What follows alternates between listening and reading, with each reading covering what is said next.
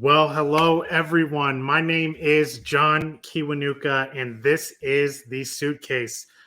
As a reminder, this is a resource center designed for healthcare travelers to hear honest and practical conversations around others' experiences on the road. Our mission still remains to ensure all travelers enter their assignments feeling supported and connected. If you are a traveler, I can promise you that you're not alone. At the SuitCASE, we understand the world of travel, of healthcare travel, I should say, and we are here to unpack those truths surrounding the true traveler experience. Our guest today is the co-founder of the Leadership Mastery Network and former co-host of the leadership podcast To Lead on the Clubhouse app.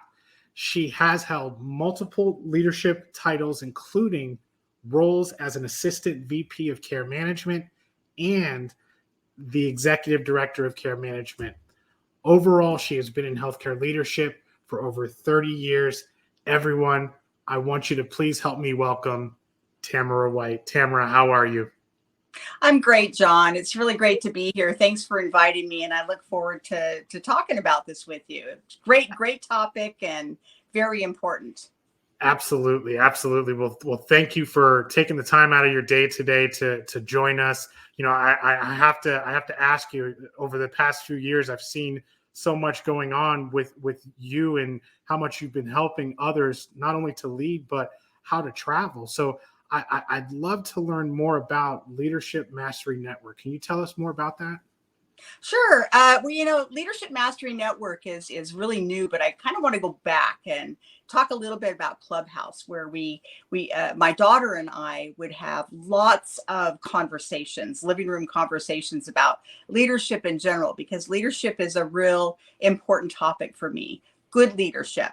There's a lot of variation in practice out there around leadership and how we impact not only ourselves as leaders, but those that we lead.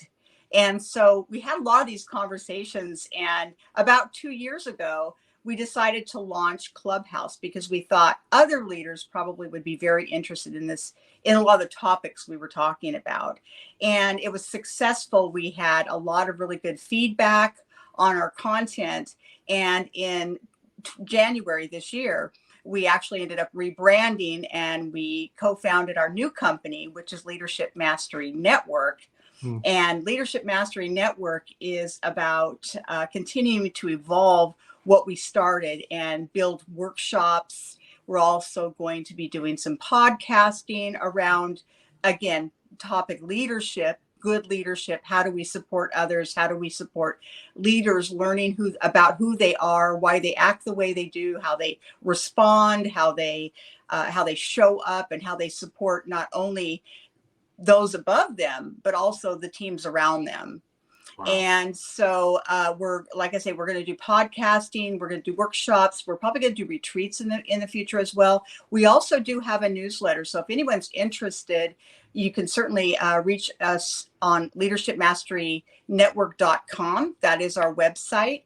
And then we also, in addition to that, offer both professional coaching, and we also offer some mentorship. So you can find information in our website about that. I am a professional coach. I just recently went into some extensive training around that. I enjoy coaching people, not only on leadership, but also I coach a lot of people who are in care management and case management, who started a new role, or maybe they've been promoted into leadership. So this is a really exciting time for me to be able to really take that passion and purpose and the meaning for me of life and go out and touch others.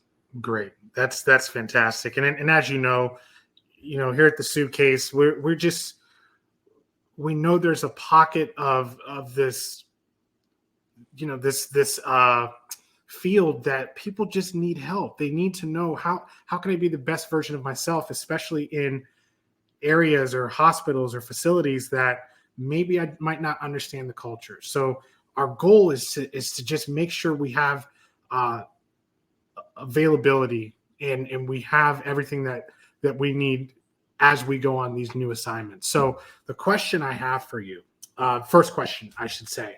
You've been in leadership for over 30 years now.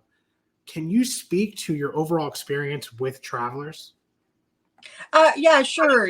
I've been working with travelers, I would say probably the better part of about 15 years. It could be a little longer, but at least 15 years. And you know, it, travelers are such an important and critical resource, especially when hospitals are impacted with the staffing shortages that we're experiencing today. Mm. And so for me as a leader, it was really important that number one, I get the right traveler in there. I'm really looking for travelers with, competency, with the experience that is necessary to come in and do the job, because we don't have time to train. We need somebody who can kind of hit the ground running, and certainly will support and show them the ropes of how to do it there.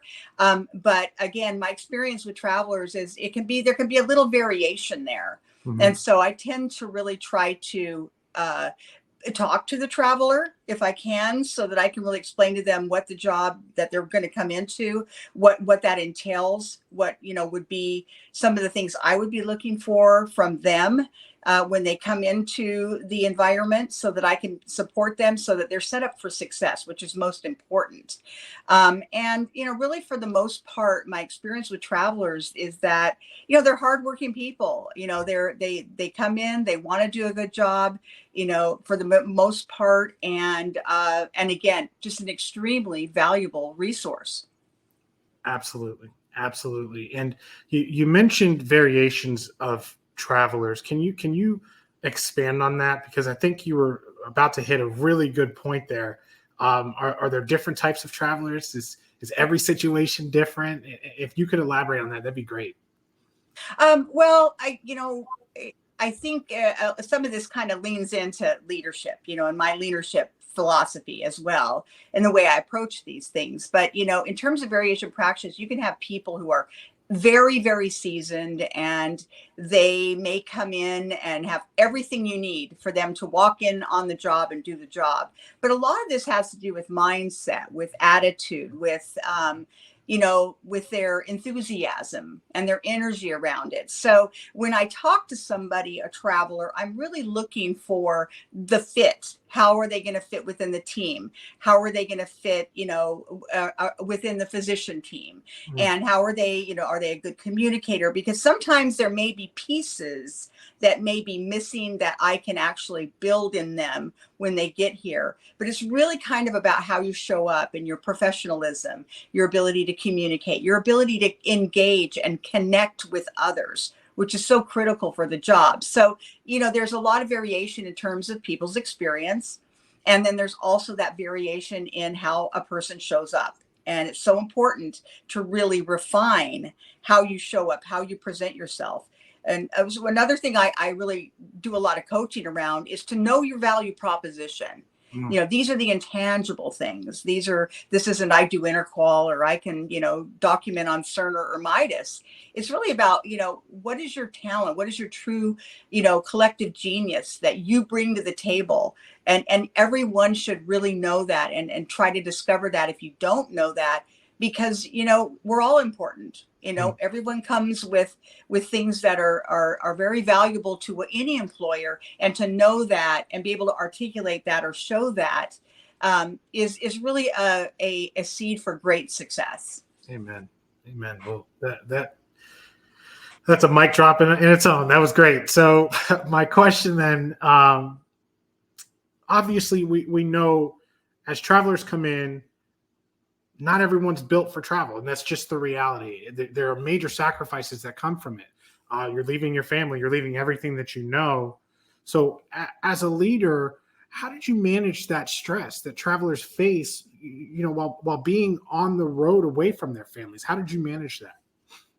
Well, first of all, I would say I have worked as an interim leader. So I've been, if you will, a traveler myself. So I've experienced, so I understand that. But I Mm. think what's really important is, as a leader, is that they feel your support.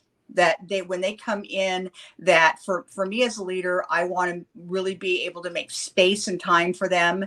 I want them to feel comfortable to come tell me if they have a question, or if they're concerned about something, or they're struggling with something. That's a really important part, in adapting to the situation. And then really important to connect them with the team. Make sure that they're connecting with the team. And sometimes, I mean, I've had travelers that have come in, and they may tend to, especially if you're introverted, they may tend to maybe sort of stay in their workspace, and they're trying to learn, and they're trying to adapt, and they're trying to, figure out what's going on and what the lay of the land is. But it's really, really important to integrate into that team as quickly as possible. So I try to really be there to support them around that. One of the things that I've done in the past as well is I have had an open forum that I've created, which is no agenda. It was just something I created for new employees and for travelers that I would hold like every other week for about an hour, just to let people come in and have a safe space to just talk about what keeps them up at night, or what questions they have, or where they may be struggling. And then I would always bring sort of like topics in case people were quiet, just to, for example, I might ask them, what is the IMM for Medicare, which is the important message from Medicare. What is it, and what does that mean? And oftentimes people really don't know what it is. So here's an opportunity for me to educate people and give them information about real situations that they're going to deal with in their job. So it's that. And then I think the other piece is about like helping them to integrate into the community, like helping them to know where maybe the gym is, or what the nicest gym is around town, or what are other activities. Maybe we go to lunch together with some of the team. Integrating them that way as well. And in terms of, I'm just going to kind of back up too, as far as the stress, it's hard to be away from your family. I know, because I experienced that personally. So it's really, really important for travelers to stay connected to their support system, that they, you can Zoom, you can Skype, you can FaceTime. And obviously you may be traveling back to see your family, but maybe there's also an opportunity to have your family travel over to see you, depending on, where your agency that you're working with. But it's really important to stay connected to family and or friends, so that you feel connected, and then try to get into the community so you can make new friendships. This is a really exciting time to be able to meet new people, see new things, and don't go back to your hotel room and just hunker down, but try to get out there and see things, and go to museums, and go to the movies, and go to the park, or whatever that is, so that you can start to adapt to the environment that you're in. Great. So in terms of those realities of travel, is there anything that you see being the biggest challenge for a new traveler? I mean, we're talking about people who are seasoned, and at the end of the day, that's great advice. But then you have new travelers, people who maybe have never experienced that side of things. Do you see anything as a huge challenge for them when we talk about that? I think I would just say that probably the biggest challenge, challenges are different for different people depending on where they're coming from. But I think one of the biggest challenges is probably, first of all, getting on the ground, getting to know your team, really understanding what your role is, and asking those questions. Really don't be afraid to speak up and ask questions and get clarity about what the expectations are. What are you going to need to do to show that you're a successful traveler? It's also a bit of a challenge sometimes to be in a new area, and do you feel like you have safe and comfortable housing? So reach out to your agency, talk with someone, go and research the areas. There's lots of resources online that you can use to see what's around, say, the housing that's been proposed to you. And I think, again, going back to the biggest challenges again, is that lack of connection to people who are nearby. I mean, when you go into a hospital, into an environment where people go home to their families, the traveler's going back to a hotel. And so that can feel a bit isolating. And so again, it's really important that that they feel safe and comfortable where they are. And then again, that try to get into habits. Like if your habit has been in the past to work out in the morning, or to do some journaling or some yoga or something like that, try to keep those habits in place.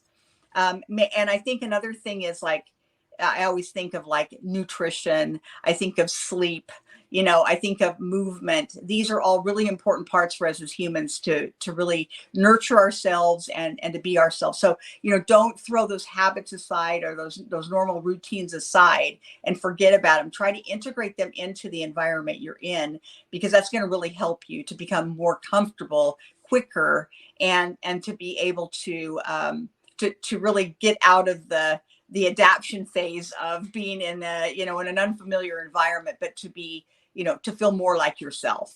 Great. And I think that's fantastic advice. And I know you've seen many success stories. You've worked with many travelers, and you said it yourself, you've been a traveler yourself. In terms of the most prepared traveler you've ever been around, or the most successful traveler, what made them so good? If you could share that story, that'd be great. I mean, I'm just curious to know what you've seen in the past. Well, two people in particular really come to mind when I think about the best traveler, and there's one in particular that's like probably my best example, best candidate. And I think a lot of it has to do with what I see is a real positive attitude, real can-do attitude, someone who comes in who's really confident in their skills, who integrates really quickly in with the team, who is a very good communicator with physicians, and also who has the competency, it has the knowledge and experience to really jump in there and do the work. The person I'm thinking of, I would refer to her. Her name's Lisa. I refer to her as a workhorse, because as many people, at least travelers in case management, which is my world, she could put out like 50 URs a day, utilization reviews a day, which is phenomenal. It's like beyond probably what most people can do. But she was just one of those people that could learn something. It became very methodical for her, that she was very organized, was able to prioritize her day in a way that was really effective and get the work done. But a lot of it had to do with also her work ethic. She came in with a real positive mindset and a real, I'm building my reputation, I'm building trust, I'm building rapport, and really just putting her best foot forward. I think that it's, that's probably really key. I think the other piece would be really dependable, because hospitals, when they hire travelers, are in somewhat of a desperate situation, and they really need to have people that they can depend on. They need people who are going to show up, that are going to be, there when they need them. And oftentimes, even there's times when they'll get their contracts will be extended because they need them to, they're still trying to hire permanent people, essentially. And then also being flexible about working in all areas. I think it's real important to, to have a mindset of possibilities, even though you might feel like, well, I don't really want to go work over there. I've never worked in the ER before. Wow, I've never been down there before. Look at the opportunity, the learning opportunity. It's another area where a traveler can gain more knowledge and more experience, and it makes them much more valuable and more marketable. Absolutely. So it's really about building your reputation. And these travelers that these two I think of, were encompassed all of that. Amazing. And that actually leads to my next question. And it's, we all know that obviously skill in the resume, that's important, but is it the most necessary trait to have as a traveler? And I think you kind of touched on that, but if there is a better trait in your mind, why or why not would you say that's the most important? Well, I think I hit on a lot of it, but what I would say especially around care coordination and case management is really important to understand that this is an advanced practice. So if you think of a nurse, if you think about you're working in med surge, you know, we're not going to take a med surge nurse and throw them up into the ICU one day and say, you're going to go up and work in the ICU or on the trauma unit, you know, or even in the ER. These are very, very different advanced practice areas, and people need to be prepared for that. And so I think in addition to everything I've said, I think what's really important is also, and I think this is important for everybody in general, is investing in yourself. You know, it's like you went to school, you got, you know, you got your degree, you know, you come out, you have all your clinical knowledge and you have your experience, you know, that you bring along with you. But, you know, life is a journey, you know, a career is a journey, you know, it's not a sprint, it's a marathon. And it's really important to invest in yourself, invest in your own growth, look for opportunities to expand your knowledge, to expand your experience. You know, that's the exciting part about it. And, you know, oftentimes, you know, unless we really open up and become really aware of how we're thinking, how we're acting, you know, how we're approaching situations, once you do that, you know, then all of a sudden you realize the possibilities you never imagined that you could do and all that you can be. So, you know, the sky's the limit. It's just a matter of, you know, really investing in yourself, being very open and flexible, and really embracing all the possibilities out there. Fantastic. Fantastic. So has there ever been a situation where you've had somebody that has been, I don't know, like a little on the, maybe on the cusp, they showed flashes of potential and you just wanted them to kick something in, and then all of a sudden you see it and it's like, wow, you're fantastic. Have you ever had an experience like that?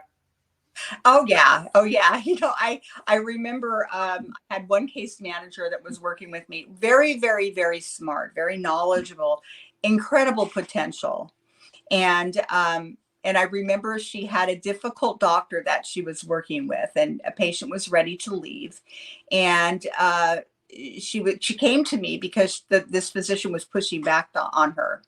And so we had a moment where we kind of briefed a little bit on having a conversation on the phone with him, her, not me, but I would stand beside her shoulder to shoulder. And she was very apprehensive about it. And so we kind of prepped for the conversation and how do you frame it? Because that's extremely important with physicians, that you build their confidence that your plan is going to be safe for their patients. It's not questioning their treatment plan. It's that they're going to be safe going to the next level of care. So she gets on the phone. We're in my office, and she gets on the phone with this physician, and he's pushing back, and I'm writing frantically on paper what to say to help support her. And she does that. That phone call ends. We end up talking to the physician advisor because the physician's still pushing back, and he's ready to get involved. And we decide to have one more phone call after gathering a little bit more information. And she gets on the phone, and I just remember her eyes were as big as saucers, like, take this phone from me now, please. And I just kept writing, say this, say that. And at the end of that, you know, without going into details, at the end of it, she was successful. And the moral of the story here is she had to walk through the fire. Was it uncomfortable? Absolutely. But what I would say is that when you're uncomfortable, in fact, you are growing. And as a result of that, she did grow. She walked through the fire, and she just discovered some amazing fire in her belly at that point, and had just blossomed and just bloomed from that point into this just amazing case manager that was confident, and she knew that she could do it going forward, and she's been very successful ever since. I wouldn't take full credit for that, but I would just say sometimes you got to walk through the fire, and you know, you're thoughtful. You have to be careful how you frame things in a real positive. Always stay in a state of curiosity, ask a lot of questions, listen, try to hear their perspective, and then you know your stuff and have confidence in what you know, and what you know is the right thing to do. With physicians, a lot of times it can be a pushback on, don't tell me how to practice medicine or something of that nature. And in that situation, sometimes we have to educate them and let them know we're not trying to push back. It's the insurance company has denied the stay. And if the patient stays here, they're going to get the bill. We don't want that to happen. So Mhm. I'm here to help. I am your thought partner. Mhm. We always want to think of ourselves as a thought partner with physicians so that we can help them understand that we're trying to solve a problem in the most innovative way and the safest way that that patient's going to get the best quality and service in the end. Amazing.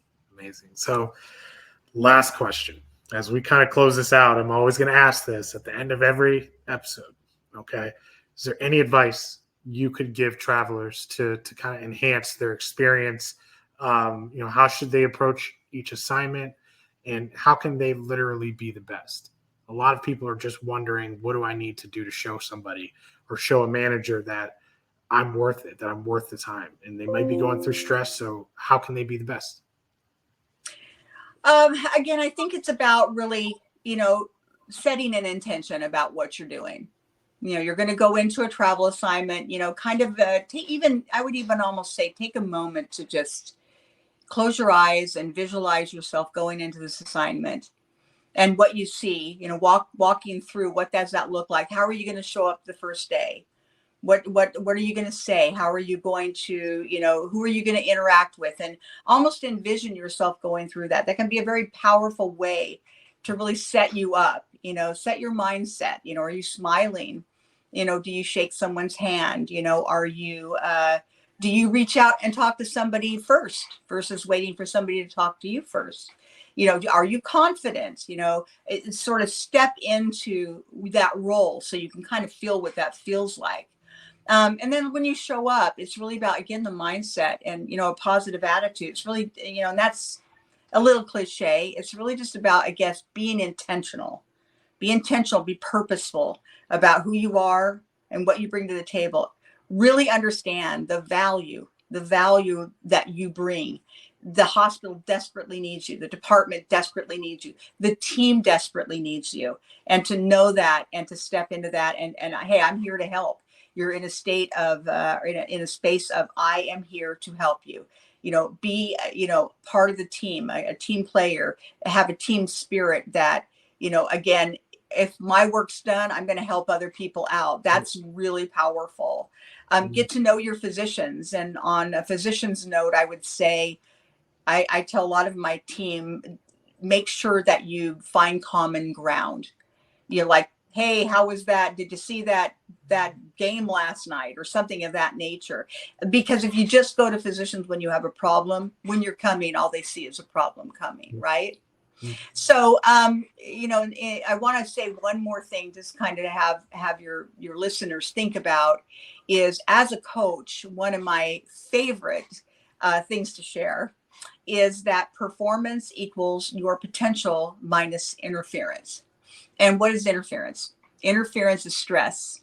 It's anything that is if you're having a negative thought, you're feeling, you're feeling insecure or anything of that nature, it's going to impact your performance. So what you want to do is just make sure you're checking in with your thoughts and your emotions and ask yourself, why am I feeling this way? Why am I thinking this way? Remember, nothing is personal. Nothing is personal in work. And it's really important if other people if somebody says something, somebody reacts a certain way that you don't like, remember, it's not personal. And you have to just let those things roll off your back and just remember that the value you bring, and remember your value proposition. Remember what you bring to the table that may be very intangible, and make sure you showcase that. Wow. This is the first time I really don't have much else to say. That was everything we needed to hear. I can't thank you enough. Thank you for taking the time out of your day to join us here. I believe your comments and all of your answers are really going to go a long way. So I appreciate you. We all appreciate you. Thank you. It's a pleasure. Thanks for having me here today, and good luck to everyone. And just, like I say, believe in yourself. Thank you so much, John. Thank you. Have a great day. We'll talk soon. You too. Thank you. All right. Wow. There is not much else we could say. That was incredible. Guys, there's more coming. So be ready. There are so many great conversations still to be had. Tamara is just one of the great people that we have that just understands and sees it. So if you guys have questions, please feel free. Send us an email, thesuitcase@norwood.com. If you have comments, if you want to give us advice, don't care, whatever it is, flood that email. Use it. We need to hear from you. But with that being said, that's all I have. I appreciate all that you guys do. I hope you all have a wonderful day, and we'll see you soon.